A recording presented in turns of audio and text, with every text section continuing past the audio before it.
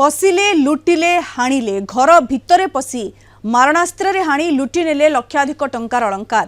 बालेश्वर सिमुलिया थाना बनगड़िया गाँव व्यवसायी आनंद बेहरा घर विलंबित राति लुट होईछि। 6 ରୁ ऊर्ध्व दुर्वृत्त बाइक आसी छात उपर दे घरे पशिथिले। घरे परिवार लोक शोइथिबा बेले भुजाली रे आक्रमण करी अलमीरा भांगी लुटि नेथिले। 10 लाख ରୁ ऊर्ध्व टंका समेत सुना और रूपा अलंकार लुट करी फरार हो जाइछन्ति दुर्वृत्त। आक्रमण रे आनंद बेहरा पुओ रतिकांत गुरुतर होइछन्ति। तांको कटक मेडिकल भर्ती करा जाइछि। सेपरि मार्कोणा बजार थिबा एक मोबाइल दुकान लुट उद्यम बेले सिमुलिया पुलिस हाथ में धरा पड़ते 3 लुटेरा। मोबाइल दुकान लुट उद्यमर समस्त वीडियो सीसीटीवी रे कैद होइछि। अधिक सूचना पाई फोन लाइन जोड़ी होइछन्ति हमर सोर रिपोर्टर कैलाश दास। कैलाश, ये दुर्वृत्त माने जनक घरे पशिले, तांकर घर परिवार लोकन को हाणिले एवं लुट कले। रातिरे से माने जाइथिले एवं छात उपर बाटे जहाँ घर भितर पशिथिबा सूचना रही। कैलाश, ये केते जन दुर्वृत्त थिले, किभली भाबरे लुट घटना घटिथिला, पुलिस रो तदंत वर्तमान केउ दिगरे गति करूछि?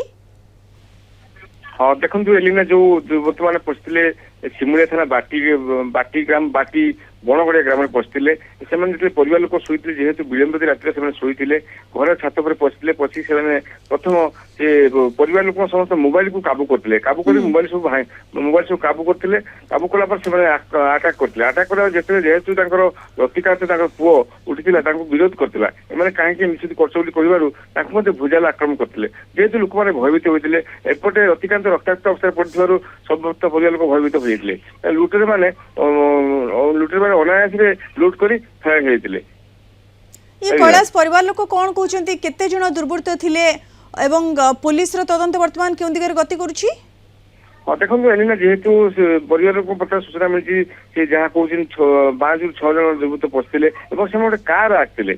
कार आसी लुट उद्यम करते सफल होते। एलिना बर्तमान पुलिस घटनास्थल पहुंची तदंत करुच्ची, तनाघना करुच्ची। यही जो लुटेरे मैंने हुए तो बारंबार सिमुलिया और सोल अंचल पहुंचती हुए तो बाहर राज्य कि आंतराज्यर पेशादार लुटेरे मैंने होर जहाँ अनुमान रही पुलिस प्रथम प्राथमिक तदंत जहाँ जाना पाई साइंटिफिक टीम आसो तदंत कर किसी तथ्य आमको मिल। एलिना धन्यवाद कैलाश आपणकर सूचना पाई। व्यवसायी घरे लुटिले दुर्वृत्त, केवल लुटिले नहीं परिवार लोकन को हाणिले, सेमानंको आहत कले एवं तापरे लुट कले। 10 लाख ରୁ अधिक टंका नहीं लुट करी सेमाने फरार हो जाइछन्ति। तापरे गोटे मोबाइल दुकान में मध्य लुट होइथिबार जहाँ सीसीटीवी विजुअल रे कैद होइछि। पुलिस वर्तमान पूरा घटनार तदंत करुछि। बसी सब सुना गहना सब नहीं 20 लाख आनुमानिक 20 लाख पर हो देर को हाणी दे कटक मेडिकल